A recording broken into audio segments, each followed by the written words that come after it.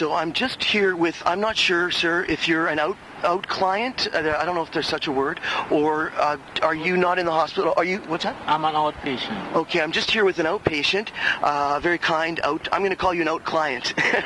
A kind out client. And maybe that's a title, kind clients, possible title, kind clients. And I just want to ensure on the record here that we agreed that I would give you $20 to speak with you for an hour, and that that I could then use the material in any way as long as I keep it anonymous. I agree. Okay, thank you, sir. I appreciate that, and we will respect your confidentiality completely, okay? In other words, the public will never know who's giving this interview, okay?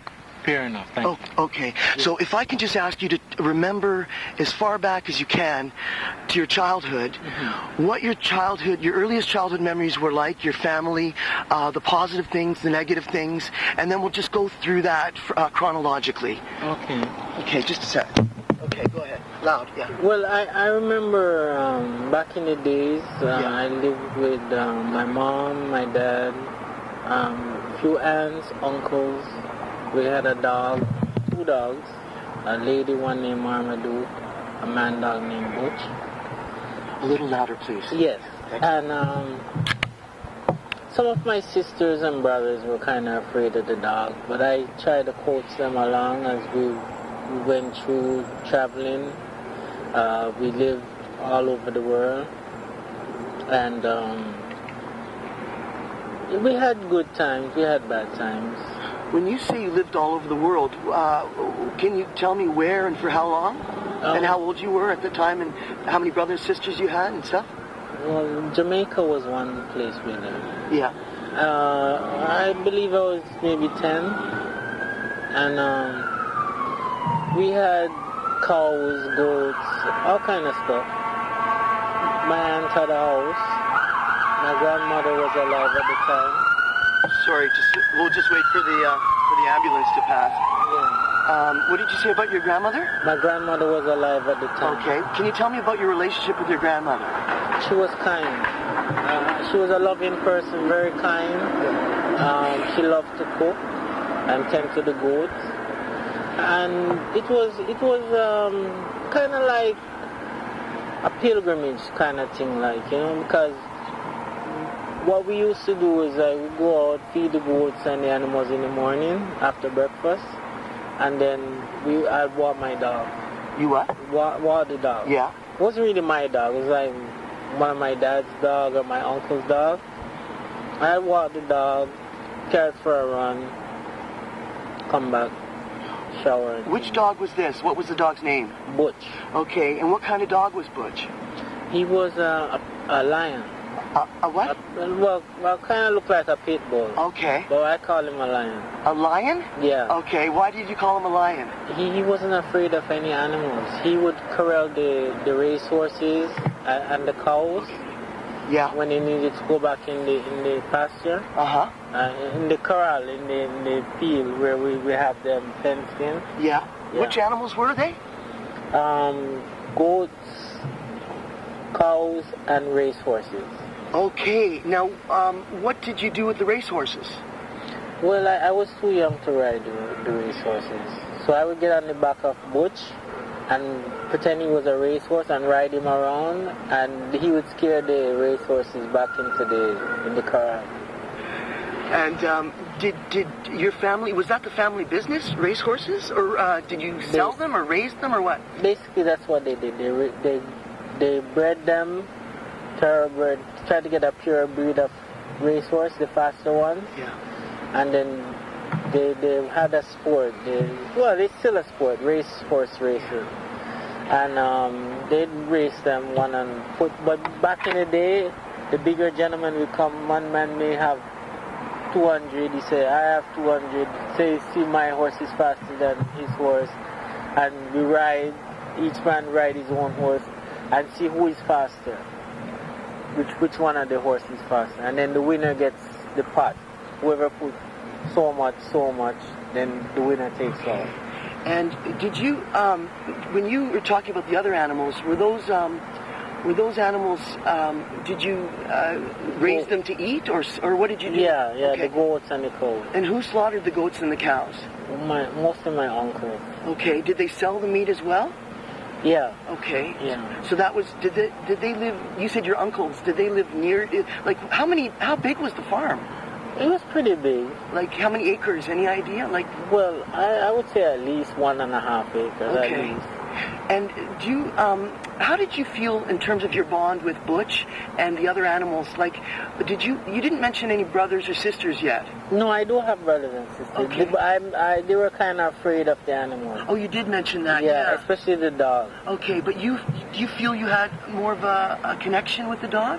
Well, no, I did kind of feel closer to the dog. He never let me down. Yeah. You know, but then there was an incident with the dog that kind of traumatized myself. Yeah. One day, I believe, my uncle was feeding the dog, and something happened between one of my brother and my sister. And my sister came out, and I don't know what happened, but the dog started to attack her. Oh, so she might have... Did the dog actually bite her? Yeah. Okay, so she must have been traumatized by that. Yeah.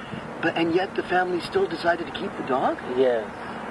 Because that was the oldest dog we had. But isn't that a bit, like, strange in a way? To keep the dog after it attacked...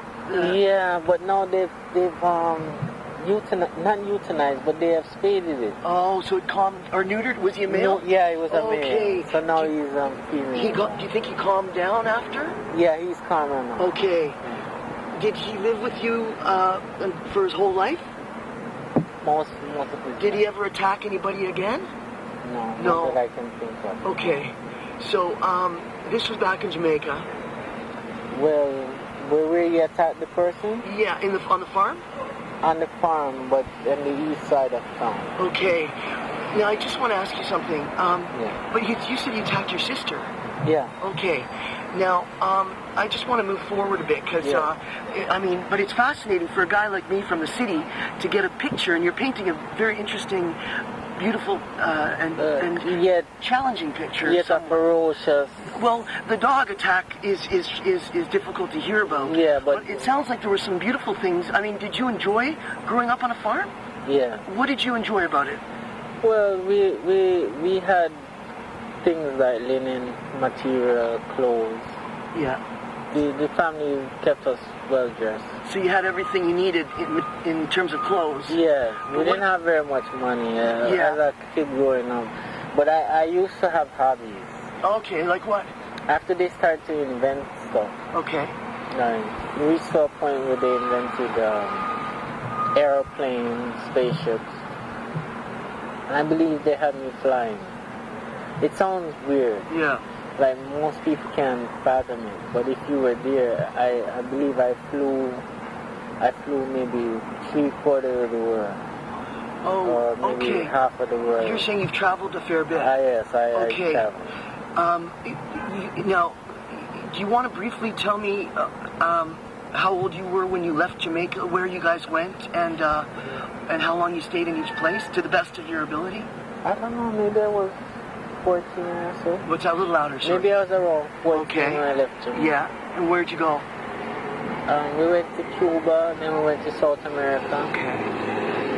And then we went to America. Why did you travel so much? Well, my family were travelers. They were like the Vikings and the nomads. And can you just tell me some of the favorite dishes that your grandmother made? I love curry goat. That still is my all-time favorite, curry goat.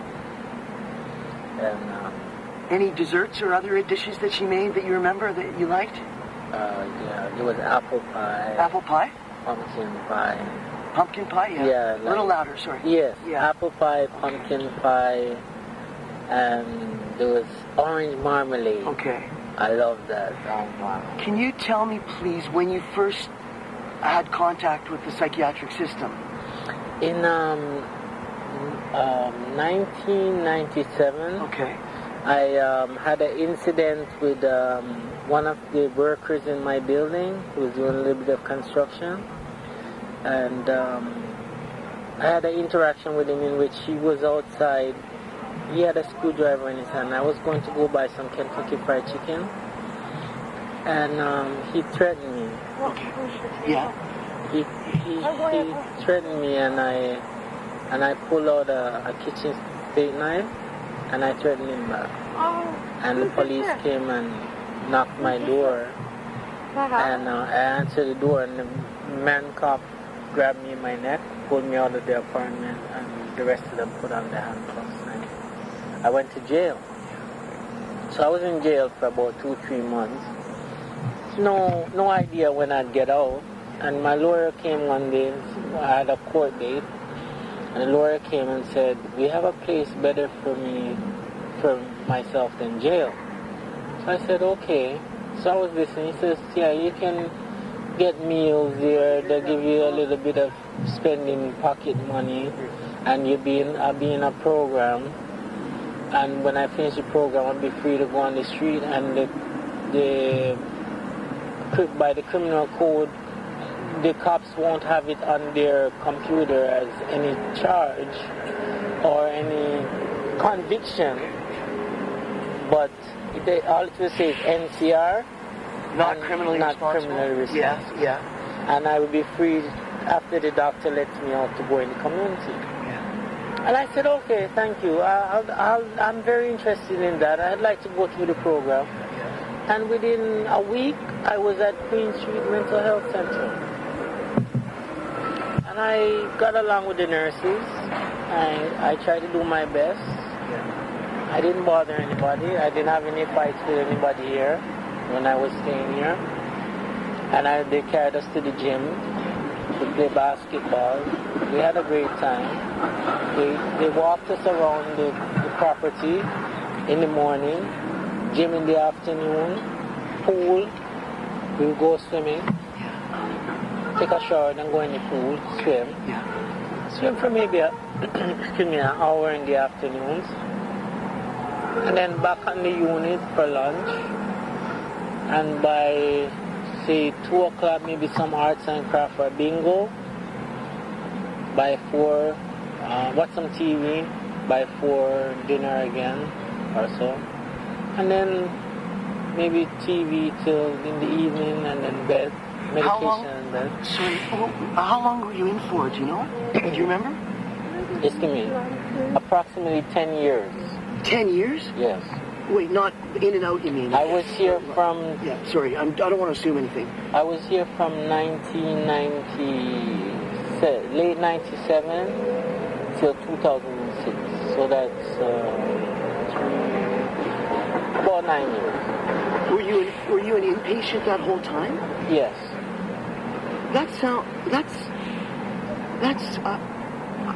I haven't met, I don't think there are many people around here who've been in this place that long. Well, maybe not here, but there was one gentleman named Lucius Rocket. Yeah, we're going to strike that name though, but tell me about sorry, it. Yeah, sorry. that's okay, we'll strike that name, okay. But just tell me about him. Oh, well, when I first came here, he was one of the first people that talked to me. Okay. And I considered him a friend. Yeah. And he told me he was already here for 8 years. But my scenario and his scenario are two different situations. Yeah, how are they different? Well, he does his thing differently than I did. I listened to the doctors. The only thing I didn't like, they had me on pills, and I thought the pill was helping me, and then they said they had to switch me to the needle. And I was a little bit scared of taking the needle because I thought it would hurt. Yeah. And then afterward, I consented to taking the needle, and it didn't hurt as much as I thought. And it actually does help me. What's that? Say that again? It actually does help me. The needle? The needle, yeah. And you got used to it? Yes, and afterward they said I was stable enough to let me find a place in the community. It sounds like you're a real survivor. Yeah, I take things one step at a time. Yeah. I like to be practical. Well, you sound very calm and level-headed and very intelligent to me. Thank you. When you, I'm just asking you theoretically, had you decided not to come into the hospital from jail, how long do you think you would have served in jail for? What did they charge you with? And were you found guilty, or would they have found? Did your lawyer do like a plea bargain thing or something? Well, it was assault police. First, it was threatening bodily harm.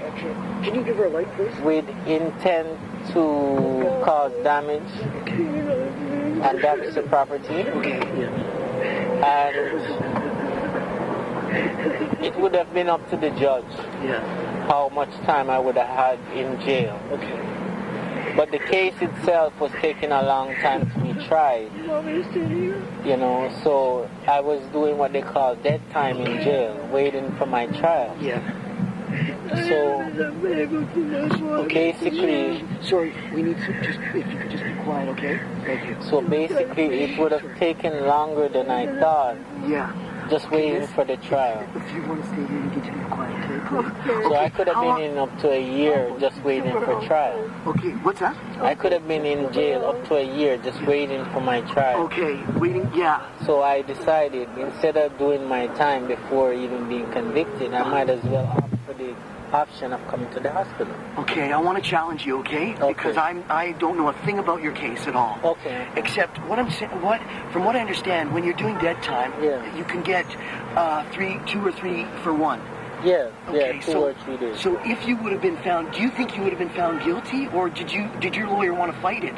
Well, the last charge was assault police. And assault police with a weapon × 2. Oh, I thought it was a neighbor or something like that. No, it was a worker in the building. But when the police come, they make it worse. Whether or not you assault them or not, once you kind of, oh, come on, I don't really want to go to jail, that is automatic assault police. Right? So you don't have to physically do anything. That is an automatic assault police. So right from there, you can't be that charge. It's my word against the police. So I had to give it up, give up the whole case, and even though I had documents to prove that I wasn't lying, I had my rent receipts and everything showed that I was paying rent at the place I was living. Did they say you weren't paying rent? No, just to prove that there was some work being done in the building. Okay, yes. I had papers, documents to prove that. But it was still your word against his. Yeah. Okay. Yeah. Just take me back, if you could, with this construction. What led you to tell me exactly what happened leading up to it, and then what happened? Okay. Well, I was in my apartment one morning. Yeah. And 2 gentlemen came in with a key. So they came in, they were fixing something, and I stayed in my room. When they left, they pushed a work order through the mail slot in my door to show that they were there. It said they were there for an hour and some odd minutes. They fixed something on my intercom and my fire alarm, because the intercom and the fire alarm worked through one speaker system. And it would cost $200 out of my pocket to pay for it, which is unusual because I had no notice of repair. They gave me no paper saying they were going to enter my apartment or anything. Legally, they have to give you a certain amount of notice, I think. Yes, but this time they did. Okay, gotcha, okay. So they were going to come in that day? Or they already came in. Oh, sorry, they were already in, and you didn't even know about it? No, I knew they were in there, but I didn't know they were coming to fix anything. Okay. I heard when they came in. Okay, gotcha. So because I figured these are the workmen and they had a key, I'm not going to get involved. Right, just let them do it, even though your rights were being violated. Yeah, I was just like, I'll just stay in my room. I won't bother them. Right, okay. So it worked out that when the men left and left the paper to say that they were there for an hour and they fixed 2 wires on the fire alarm, I got up, I went, washed my face, went in the kitchen, I'm making some eggs and things for breakfast. I can hear somebody loudly, it's not my imagination, somebody was shouting, I'll chop off your head, I'll chop off your head. I said, I didn't know what that was about, so I stayed in my kitchen, so I'm reading the paper that they left. So about lunchtime, I said, I'm going to go by Kentucky. So I'm gonna go get the Kentucky. Kentucky Fried Chicken? Yeah. Yeah. So I come out my door, I lock by my door, I look, I see a man in the hall. So I put my key in my pocket. I'm walking normal to go to the elevator. I have to pass him. So when I reach arm length of the man, he starts swinging a screwdriver at me. So I blocked it and I pulled my knife. Because I just walked with a knife that day because I heard somebody in the hallway shouting. Okay. So you were a little anxious and you wanted to feel safe. Yeah, that's why I walked with a knife. To protect yourself? For self-protection. Yeah. It was nothing to do with hurting anybody. So I pulled a knife. I said, well, you do that again, you get 2 out of this. So he said, he didn't say anything. He turned around and he ran. I didn't run after. I didn't see where he disappeared to. So I'm like, where did he go? I knew he was a worker, so I was like, whatever. So I go and go to buy the Kentucky, and I come back. By the time I come in the door and go in my apartment, the cops are already there. Okay, yeah. Right? Yeah. And I go inside. They were downstairs, but I went in the apartment, went upstairs, went in my apartment, and locked by my door. About 2 minutes later, knock on my door. Hello? Metropolitan Police. So I'm like, okay, well, maybe I can trust these guys considering that there's a maniac in the building. So I open my door, and one of the officers said, you're under arrest, and grabbed me in my neck, pulled me out of my apartment. The other 2 wrestled my arms and put on the handcuffs. So there were three police officers? 4 of them, but 4. one of them didn't get involved. And they He was didn't the one that drove me to the station. Okay, and they didn't ask any questions? No. What did they say you were under arrest for? Assault. Yeah. The man in the hallway. Threatening bodily harm to him. Assault police times 2. Okay. I have to ask you, how old were you? You said it was, what year was this? This was 1997. And roughly how old were you in 97? Well, I'm 42 now. So 10, 42. I was about 29 years old. Okay. 29 years old. Had you ever had any previous in previous interactions with the police or any other history of violence? Yes, I did. You did? Yes, I did. Can you tell me briefly about that? Well, I was at a party in Dixie and Dundas. Okay. That's the very first incident prior to the one that I just mentioned. And I went to the party. I couldn't get in because I had no money, but I had on a $1,000 gold chain. $700 gold chain with $300 pendant on it, a lionhead pendant.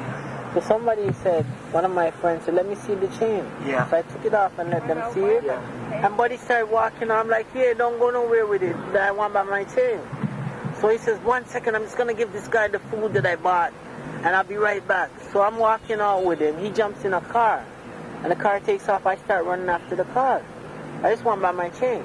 So I caught them at the light, but I didn't break the window or nothing. And I turned around and look, there's a police car parked in the parking lot. So I think maybe I might get by my chain. Maybe the police will help me. Instead, this is in Mississauga. Instead, I'm walking back. The police come driving about 60 miles an hour, screech his tire, and I almost bounced my foot. I'm like, he got out. I'm like, well, Yum, were you going to run me over or what? And maybe it was just my attitude that I gave him. Maybe I should have said, are you here to help? You know? But because the way he drive up to me, I think he was going to run me over. So I said, are you going to run me over or what? My bad choice of words. But honest, that's how you felt. Yeah. Yeah. So he takes out his batting stick and swings it at me. I blocked it and managed to get it away from him. But I'm afraid this man's going to shoot me now. So I give him back his stick. Then the other police officer rushed from behind and punched that police officer in his jaw. So I'm thinking I might have a chance here to get away from this guy, because this guy's going to kill me or something. They wanted the car, right? So then the one that drove up at first, he started to come at me again. I went down on my knee, and I don't know why I did that. Just to show him that I'm not aggressive. Yeah. And he came at me, sit on my stomach, and choked me. Choking me till I passed out. You know? I passed out, and then on the very last breath, and then he took his hands off me, and then I started to breathe again. And then I came back to, and They handcuffed me and put me in the police car. And my uncle, my dad bailed me. And what was the charge? Assault police. It was assault police and something another. I think it was assault police and something to do with bodily harm or something like that. Did you serve time for that? No. No? I went to court with my dad and my mom and my aunt and my uncle. And when I got there, my lawyer plea bargained with the Crown, and they said if I plead, I walk from the courthouse right away. How long did you serve? Did you serve dead time or no? Nothing. So Just one night in jail. So they had no charges they could stick on those charges? No, because there was witnesses. There was 500 people outside that watched the police show me. And did your lawyer said if you go ahead with this, we're going to bring all these witnesses? Yeah, basically that's what happened. For once, somebody was on my side. It sounds like many people were on your side. Yeah, because it was my dad called up this girl, and she was telling him what she's seen, and he called up somebody else and he told him what he's seen too. So he could be even called as a witness, a third party witness. Yes. So you had the support of your parents. Yeah. I just want to go back, if we could briefly, to the other charge where you were then decided to come to CAMH. Yeah. If you would have pled guilty, do you know how many years you would have done in jail? Maybe for something like that. At the most, maybe a year. Maybe a year and a half top. So it seems to me you could have done a much shorter period of time in jail instead of all these years in a hospital. Yeah, but I didn't mind the hospital. It was a learning experience. Okay, please. But I minded at first. Yeah. I was like, I want to go back to court, just do my thing and get a retrial and get out of the system. Yeah. I didn't want it on my record at all. But because I took the option of coming to the hospital, I believed that I had to go through the program and rehabilitate myself. So you feel, that's an interesting point, that you decided it's going to take me some time to heal. Yeah. And I'm going to go, and did your lawyer advise you that this might be a good option for you? Or was it totally your decision? No, the lawyer advised. Yeah, and you agreed? And I agreed. Okay, and your family, how did they feel? Your parents? Well, my aunt was like, my mom was with it, but my aunt was like, she didn't really like coming down here to visit me. She liked me as a person. That's why she even made the effort to come and visit, because that's just the person I am. Yeah. So she would visit me and bring me things, a little bit of money and things like that. Yeah. And clothes and stuff. What about your parents? Yeah, that's what they did. Oh, I'm sorry. I thought you mentioned your aunt. Yeah, my mom. She'd bring me food and stuff like that. So they brought, what kind of food did she bring? All kind of things. Pop, chips, cookies. Any homemade stuff? Oh, yeah. She'd bring me home. Like what? Curry chicken, things like that. And whatever happened to that gold chain? Did you ever get it back? Yeah, there was a deal with my dad. What happened? Yeah, tell me. He had insurance. Okay. So he got it back. So you got the insurance money for it, but you never got the chain back? Oh, no, not that exact one. But I did get back some gold. Yeah. So that was, okay. And in terms of yourself, how many years did you spend here? How many? 9 years. If you could just tell me briefly about the program that you were on during those 9 years. Yeah, I was on forensic and mental health. Okay, yeah. And I had a lot of workers. The head lady there was Lynn Merrick. Okay, we're going to cut that name out. Oh, okay. Okay, sorry, but you can say the unit, yeah. Oh, yeah, I think that's unit okay. 1. Okay. I was on unit 1, 2. Or just, you don't even have to say the number, just the forensic mental health. Okay, yeah. And if you could tell us about the program that you were on. It was very interesting. At first, I was a little bit, not scared, but I was a little bit cautious of how I spoke with the people there. Yeah. And I got along with most everybody there. What kind of groups did they have? Stuff like drug abuse, relapse prevention, anger management, things like that. Did they give you a diagnosis? Yes. Can you tell us what it is, or what it was? Antisocial behavior and schizophrenia. And can you tell us what kind of, you mentioned a needle, what kind of medication were you on when you first came here? I was on pills. I was on olanzapine first. Okay. And then they put me on the needle afterward. It's called... Not Cogentin. No, at first they call it Zuclopentixol. Say it one more time. Zuclopentixol. Say that 5 times fast. Zuclopentixol. How many shots of that did you get over the years? Oh, Any idea? quite a few. I have no idea, but it was like once every 2 weeks. And you felt it worked. Can I ask if you're still on something? Yes, now? I'm still on it. Okay, do you come in for the needle every 2 weeks or something? Or? No, I go to my family doctor. And you're okay. Yeah. And are you on any sort of community treatment order or anything like that? No. What's your living situation? Well, I've kind of dropped back in status with the living situation. I was living at a bachelor apartment. Yeah. And I kind of give it up. And now I'm kind of homeless. So I'm staying at Maxwell Me Salvation Army. Yeah. But it's the same, it's like a group kind of livity because I have a bed.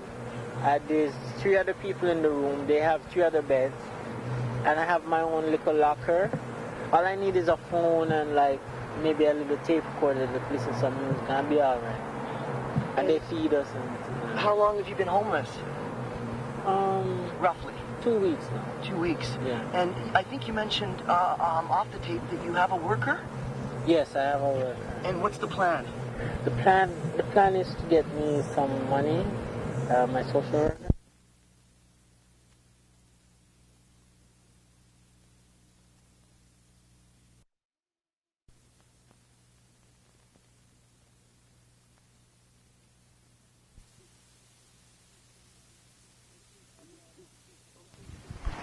Okay, so we're just speaking with the very kind client, out client or outpatient, however you describe yourself, and we're just continuing from where we left off, but I can't remember exactly where we did leave off. No.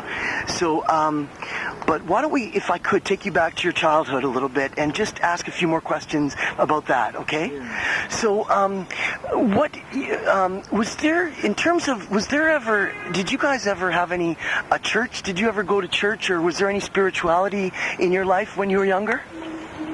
Yeah, there were several people. Yeah, go ahead. Yeah. My mom, my dad, my uncles, my aunts. Yeah, several people. Did you ever go to church? Yes, I am. Okay. What do you remember about church when you were a child? The animals. At church? Yeah. Tell me about that. Yeah, there were a few animals around. Uh-huh. Yeah. Were they outside? What kind of animals? Squirrels, raccoons. Okay. Stuff like that. Okay. Okay. Yeah. Okay, so, what I was going to ask you about your childhood, was it a happy childhood? Were your parents, what kind of parents did you have, and were they strict, or were they, what kind of parents, or was there ever any abuse or anything like that? No. Okay. No. Yeah. It was a normal childhood growing up. Yeah. Basically that's what it was. Do you feel like there was a lot of love in your growing up in your family? Mostly, yeah. Yeah. Mostly, yeah. And it was one love. What's that? One love. One love. Okay. Do you know anything about Rastafarianism? Yes, I know about the heart and the soul. Okay. Tell me about Rastafarianism. No, sorry, don't. No, sorry. Yeah. Tell me about Can you just? It's about the music, the culture. Yeah. Tell me about that as much as you can, please. Yeah, the music's supposed to be a message of peace, and love and joy. Yeah. And harmony, right? They can't be on this like war. No, it's not good. We have to have faith in God that He will carry us through. Otherwise, we are not mindful of our own self. See what I'm saying? Yeah. So somehow we have to live. We have to live and be a righteous life. See what I'm saying? And can you tell me a little bit about the other countries you lived in? What was it like moving around so much?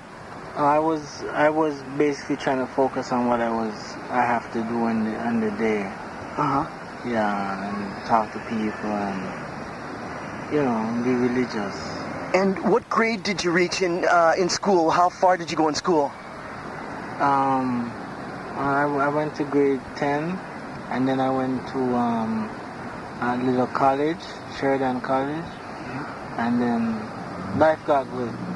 Life got good? Yeah. What do you mean? It got better. Okay. Yeah. What did you study at Sheridan? Computers. Okay. Yeah. And when you say life got good, what do you mean by that? You're supposed to have money. Okay. Yeah. Were you able to get a job in the computer field? Yeah, I think so, at least once. Yeah. And then what happened? How did you make money? Well, they paid me weekly when I was working. Okay. Yeah. And it sounds like it was 1996? Yeah, it was one of those years. Okay, 1996, something happened. That's when you had the first incident with the police? Well, no, it was at the fire station. At the fire station? Yeah. What happened? Somebody burned down. Yeah. Okay. 1986. Okay. Yeah. So there was an incident at the fire station. Okay. Yeah. Okay, maybe we'll just take a little break, okay? Okay. You want to take a break?